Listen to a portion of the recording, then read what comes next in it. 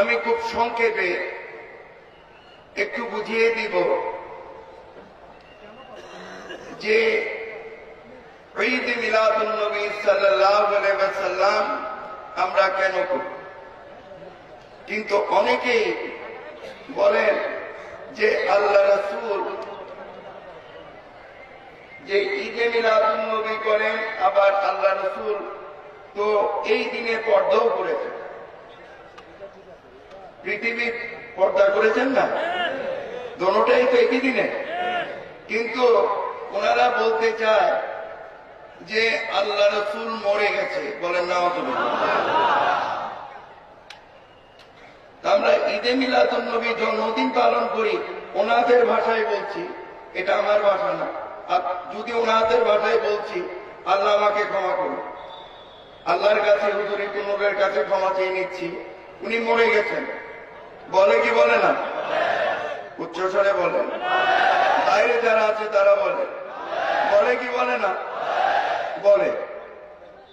তাহলে লক্ষ্য করে দেখেন, আগে আমাদের বুঝতে হবে যে মৃত্যু, আমি একটু বুঝিয়ে দিচ্ছি কোরআন শরীফ দিয়ে আপনাদের।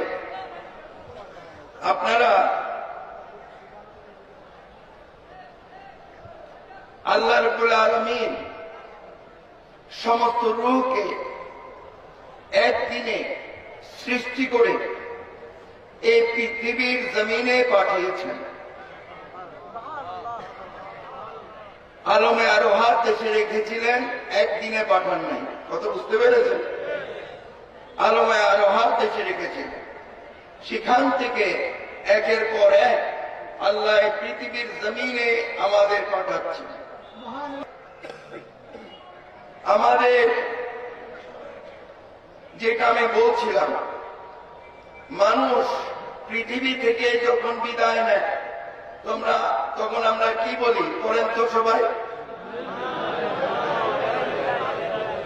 অনেকেই মনে করেন যে এটা পড়লে মানুষের রুহের উপর ছোঁয়া পৌঁছায়, কি বলে?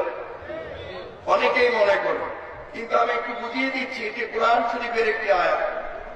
আল্লাহ কোরআন শরীফে বলেছেন, বিসমিল্লাহির রহমানির রহিম, ইন্না লিল্লাহি ওয়া ইন্না ইলাইহি রাজিউন। আল্লাহ বলেছেন, নিশ্চয় আমরা আল্লাহর কাছ থেকে এসেছি, আবার আল্লাহর কাছে আমাদের ফিরে যেতে হবে।